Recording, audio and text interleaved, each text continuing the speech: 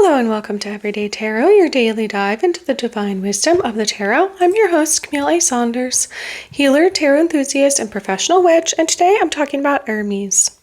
Whether you're a seasoned tarot reader or just starting to explore, this podcast offers daily insights, intuitive messages, and practical advice drawn from the cards. Each episode is designed to help you connect with your inner wisdom, find clarity in your decisions, and tap into the energy of the universe. Tune in every day, Monday through Friday, for fresh perspectives and empowering guidance from the tarot as interpreted by me. If you love the show, the best way to support it for free is by listening daily, leaving a review, and subscribing or following in your favorite podcast app. If you love the podcast and want to support it further, you can join the Everyday Tarot Patreon family. Benefits include getting an individual card pulled for you once a month live on the podcast, or if you'd like to support the podcast even further, you can get a one-time individual 5-card reading in addition to all the other benefits if you join the Witch level on the Patreon. I recently recorded an hour-long video episode for the new moon in Libra that we welcomed in on September 22nd, 2025. If you missed the live, you can check out the new moon in Libra collective tarot reading replay now to get all the latest info. This week, I am speaking at the Queer Joy Summit 2025, hosted by Colette Dalton. The summit is a week long from October 13th through the 19th, completely free and online, and it's all about centering queer joy as survival, resistance, and connection. I'll be talking all about queering the tarot alongside an incredible lineup of queer artists, healers, rebels, and dreamers. I also did a Mystic Hangout live session on Monday the 13th with Emily Holding, another tarot witchy reader. I did a collective tarot reading for everyone, and they did individual readings, including for myself. So you'll get the replay for that as well if you sign up for the event. So the event is free to attend. I'll have the link in the show notes to sign up, and I'd love for you to join me and the rest of this beautiful queer community. I was recently on Kayla Moore's Connected Pleasure podcast, and you can check out my episode of Kayla's podcast linked in the show notes, where we talked all about living by the body, dreaming of land, and weaving the future. Kayla is a sex therapist and witchy person, and I attended one of their sacred singing circles that they hold, so they are also a singer. I grew up singing in choir, and it was so fun to get to be in that space with them and their colleague and connect by singing in such an empowering, connected, and ritualistic way in her space in Gig Harbor.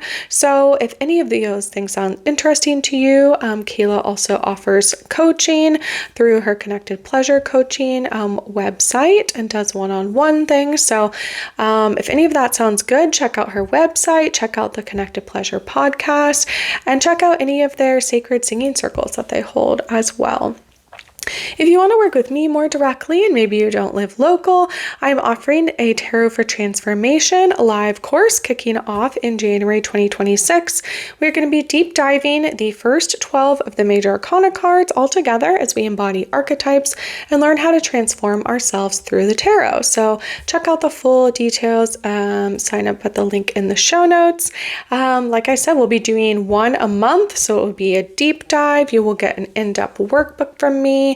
If you want to attend live, it'll be a 2 to 3 hour workshop together where we'll get to embody the archetype. I will probably dress up as each card. I'll have journaling prompts for you. We'll talk about the card, answer questions, talk about how it's coming up in our lives. And if you're not able to attend live, you'll also get the replay and the workbook as well. So there will be an option to sign up for all 12 of the workshops for next year all at once, or you can pay in one-offs.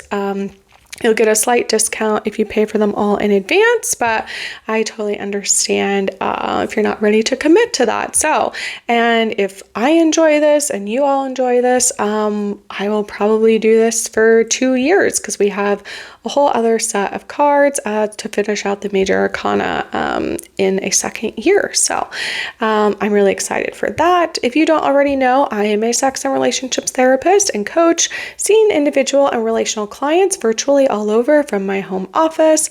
I love working with queer, poly, and witchy clients. So if you'd like to work with someone that doesn't judge you, is witchy just like you, and helps you learn how to deal with anxiety, chronic pain or illness, communication issues, self-advocacy, and sex, head to my website and book a free consultation now to start your journey. I also have a tarot card crafting workshop that I did. And if you don't have any art skills, no worries. My method is all through collage. So you can get my full workshop that has the hour-long recording. It's got a list of all the materials you'll need, my step-by-step method, examples of the cards I've made, with lots of pictures, journaling questions to kind of get your mind whirling about what you want to create, and then a PDF to walk you all through that for just $33, and you can click on the link in the show notes to purchase that now. If you're interested in my free PDF with the 2025 5-card tarot spread I created just for you, my lovely listeners, at the beginning of this year, you can get that by joining my newsletter list. My weekly newsletter always has the most up-to-date info on upcoming events, presentations, musings, and info and photos of my day-to-day life. And if you're local and want to meet me in person, you can check out my Let's Talk Tarot meetup group, where we chat with other tarot enthusiasts, bring your favorite decks, and play with tarot and oracle decks all together. Or if you're interested in celebrating the full moon together, I'll be holding full moon women's circles for the rest of 2025. You can join my colleague Izzy and I under the glow of the full moon for an evening of connection, reflection, and ritual. We'll be meeting at Thresholds Collective in Tacoma the first Sunday of the month to welcome in the full moon together. So the upcoming dates, the next one is on November 2nd, and our final one for the year will be on December 7th. And tickets are already up for both of those, so go ahead and grab those if you're available. Get it on your calendar now, and we hope to see you there. You can find the links for any of these offers in the show notes or on my website, CamilleASaunders.com/everydaytarot, in addition to the images of the cards I pull on each episode. All right, so welcome to season 16, where I'm talking all about queer deities. If you haven't listened to my other seasons yet, you should check those out. And today I'm talking about Hermes. We'll get into the mythology, we'll talk queerness, and then we'll get into tarot cards I see as affiliated with them, and then we'll pull a card at the end to see what message Hermes has for us. All right, so let's get into the mythology. I'm going to be reading from the Women's Encyclopedia of Myths and Secrets by Barbara G. Walker, and there's a lot about Hermes today, so we'll see if I read all of it. Probably not. But let's see. So, Hermes is the Greek god of magic, letters, medicine, and occult wisdom, identified with Thoth in Egypt, Mercury in Rome. He was really older than Greece, one of the Aegean Great Mother, primal serpent consorts, partaking of her wisdom because he was once a part of her. Like India's Ardhana Risavara, Kali and Shiva united in one body, Hermes was the original hermaphrodite united in one body with Aphrodite. Priests of Hermes wore artificial breasts and female garments to preside over Aphrodite's Cyprian temple in the guise of the god Hermaphroditus. Hermes was a universal Indo-European god, an enlightened one born of the Virgin Maya. He was the same as the enlightened one, Buddha, born of the same Virgin Maya in India. The Mahanir Vana Tantra said Buddha was the same as Mercury, or Hermes, the son of the moon, or Maya. Greeks called Hermes the psychopomp, the conductor of souls, the same title everywhere given to the Lord of Death in his union with the Lady of Life.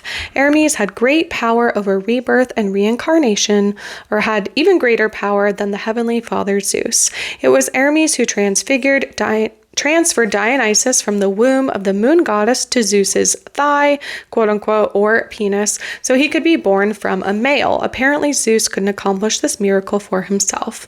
His feminine wisdom credited Hermes with the invention of the civilized arts usually attributed to the goddess: measuring and weighing, astronomy and astrology, music and divination by knucklebones. He helped the three fates compose the alphabet. He could control the elements. His caduceus could transform whatever it touched into gold, which is why Hermes became the patron of alchemists. Ovid said Hermes was married to the lunar priestess of a sacred fountain in Caria, the land of the goddess Car. He was also part of a trinity with Mother Earth and Father Hades, and a phallic god of the orgiastic Cabri, who worshipped Demeter, Cabria in the mysteries of the Phrygia and Samothrace. Hermes' phallic spirit protected crossroads through the Greco-Roman world in the form of Hermes, which were either stone phalli or short pillars with Hermes' head on top and an erect penis on the front. During the Christian era, the Hermes were replaced by roadside crosses, but the idea of setting these votive erections at crossroads was pagan rather than Christian. Saxons worshipped Hermes as the phallic spirit of the Hermesul or Irminsul planted in the earth at the mother mount of Harrisburg or Harris Mount. It is now known as Erisburg, and a church of St. Peter stands where Hermes' ancient sanctuary united the phallic principle with Mother Earth. Other Germanic tribes worshipped Hermes under the name of Thoth or Theotateus, father of Titans. Hermes Mercury was the same of the Germanic father god Woden, who is why the Hermetic day Wednesday is Woden's day in English but Mercury's day in Latin languages. The cross of Woden is also represented by Hermes as the only fourfold god. The sign of the cross traced by Christians on their head and breasts originated as the crosses of Hermes, the Arabic number 4, often appearing upside down or backward as the Christians' gesture drew it. The medieval legend that witches made the sign of the cross upside down or backward may have begun with the worshippers of Hermes. Actually, Christians had reversed the cross sign made by the pagans instead of vice versa. The cross marked Hermes a god of four-way crossroads, the four quarters of the earth, the four elements, the four divisions of the sacred year, the four winds, and the solstices and equinoxes represented by their zodiacal totems, Taurus, Leo, Scorpio, and Aquarius. The bull, lion, serpent, and man-made angel symbols adopted by Christians to represent the four evangelists. Sometimes the cross of Hermes was an ankh standing on a crescent that signified his mother, the moon. This evolved into the conventional sign of Mercury, a circle with a cross below and a crescent above. Hermes was also represented by the Gnostic world sign, a Maltese cross with a circle at the end of each arm. This seems to have referred to the four solstitial and equinoctial suns. The Gnostics viewed Hermes as the personification of the world serpent, ruler of time who coiled around the terrestrial egg. According to the Gnostic Gospels, Jesus told Mary that the serpent surrounded the world with his tail in his mouth, his body containing the 12 zodiacal halls. That is, he was identified with the Egyptian Tot or Thoth and the Druidic Ouroboros, also known as the wise serpent Hermes, and the Ouroboros is the snake eating its own tail. Let's see, what else?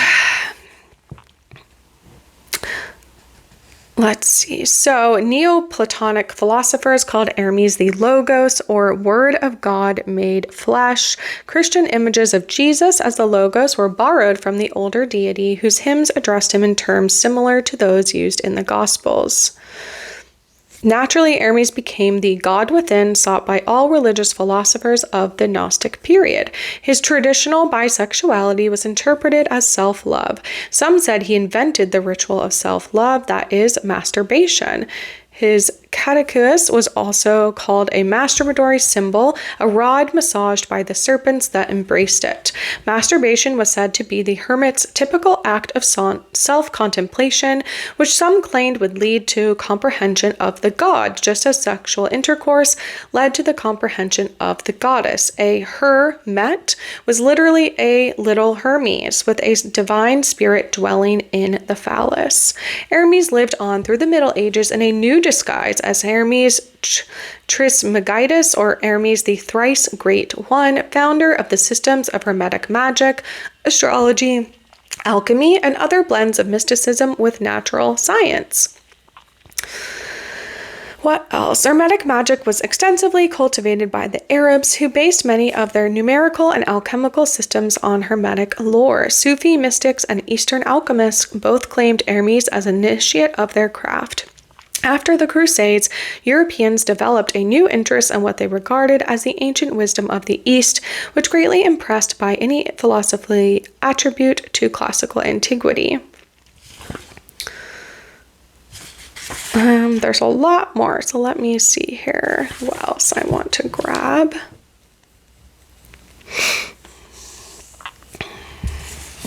The Christian mythological figure most often assimilated to Hermes was the archangel Michael, angel of death, with a function resembling that of the ancient psychopomp. On the ruins of ancient temples of Mercury, built generally on a hill, rose chapels dedicated to Saint Michael.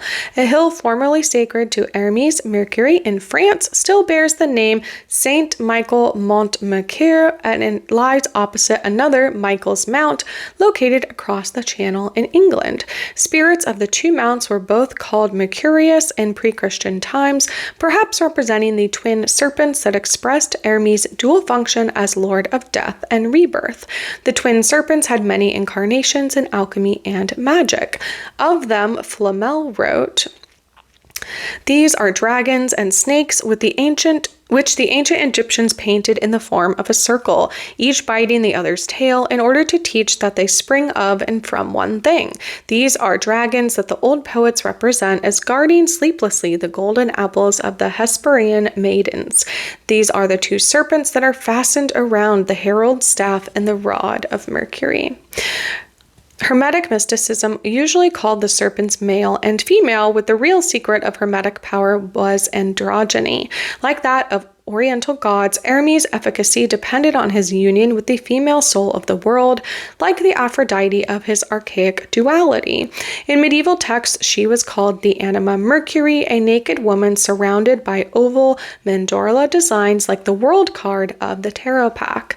This card was the last of the tarot trumps, and the magician, identified with Hermes, was the first numbered trump. A Mantegna tarot showed the magician as a classic Mercury with serpent-twined caduceus, winged helmet, and flute, stepping over a severed head, symbol of the oracles, toward a cock, the symbol of annunciation. So very interesting there.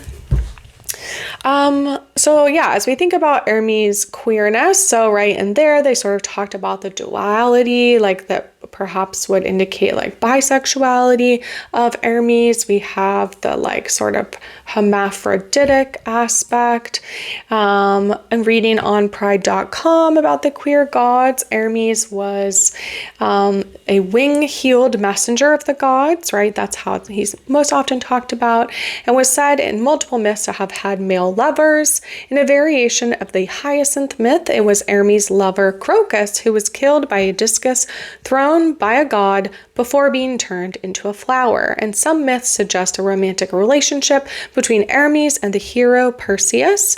And while some stories list Daphnis, the inventor of pastoral poetry, as the son of Hermes, other sources claim him to be this god of speed's favorite lover. All right, so we actually heard about in the mythology reading about some of the tarot references for Hermes or, Mercury. So we had the magician that they talked about there. I also could imagine, I read an interesting thing that because Hermes was part of Hermetic teachings, that actually Hermes would be like all of tarot because he is the teacher of all things esoteric. He is why we know what we know. So that is very interesting. So you could embody that, right? That any card or all cards could be seen as related to Hermes. They also talked about the hermit, right? That even the word hermit is like Hermet or like from the word Hermes. So we could definitely have the hermit in there, which is also associated with like Virgo, which is a sign ruled by Mercury. So we have all these tie-ins.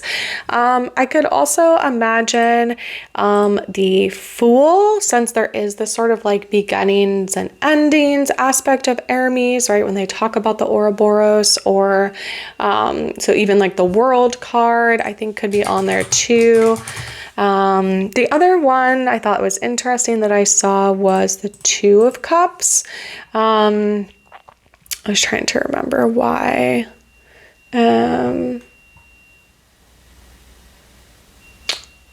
Why I thought of the Two of Cups. I can't remember now, but yeah, the Two of Cups was the other one that sort of, to me, made me think of Hermes there. Let me see if there's any other cards I could imagine. I think we'll stick with those ones for now. Yeah, the Fool, as I talked about, the World, the Magician, the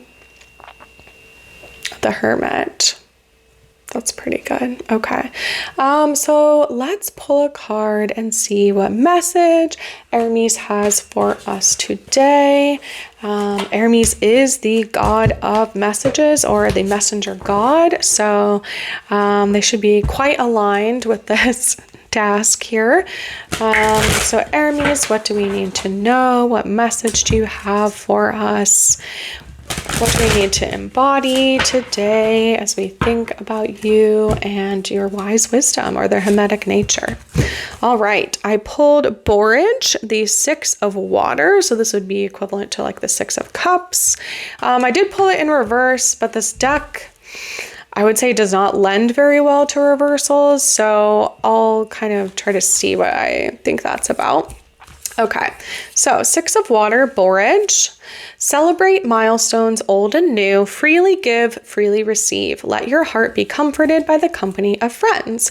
A table covered in borage flowers is set on the beach to welcome friends. The little girls in the Three of Water now gather for a celebration of their maturity. Bouquets of purple and white flowers adorn the table. A clay goddess dressed in a long white gown raises a toast to the women and their lasting friendship. Gathering with beloveds lifts the spirits. Treasure friendship and celebrate community. Honor your connection by expressing how much your friends mean to you. Offer what you can to support them on their life's path. Sharing nourishes the soul. Borage is a continuously flowering plant that encourages a long-lasting relationship with our pollinating friends, teaching us to give freely without expecting anything in return. Drinks made with borage flowers lighten the mood and inspire a courageous heart. Let old tensions be dissolved and replaced with love. Embrace a carefree attitude and watch your joy expand. Bring joy to drinks at festive summer parties with borage flower ice cubes. Float borage flowers in your bath water to bring buoyancy to your spirit, or place a borage flower on your tongue and savor the sweetness on a warm summer day. Borage is one of my favorite things to grow, flowers to grow, definitely. The flowers are edible. They're a beautiful blue and sometimes turn to a purpley or pink as they age. I've made borage flower ice cubes before, which are super fun for summer. And actually, my chickens love to eat borage because borage is actually in the comfrey family. If you've ever worked with comfrey, the plant, or borage, you'll probably know that it has that same sort of like stringiness to the plant and sort of like a, not super prickly, not like a thorn or anything, but the leaves themselves are sort of like textured in a somewhat uncomfortable way sometimes. But yeah, I grew borage one time in the first year I gardened in my yard in Sumner, and then I had it every year. So it loves to reseed itself. Like I said, my chickens love it. I love it. It tastes like cucumber if you eat the flowers. So it's very fun, cooling, yeah, like friendly plant. So thank you, Hermes, for that message. If you'd like to join me on using the tarot for transformation, you can click on the link in the show notes to indicate your interests. To get more info about that, we'll be working together for 12 months of calls and journaling to discover what happens when we want to transform our lives through the tarot. Links for the tarot decks will always be in the show notes and on my website if you'd like to look at them or purchase them. And thanks for joining me today on Everyday Tarot. Just as a reminder, the podcast comes out daily, Monday through Friday for all of 2025. You can email me, me@CamilleASaunders.com, with your thoughts, questions, and more. All right, see you soon. Bye-bye.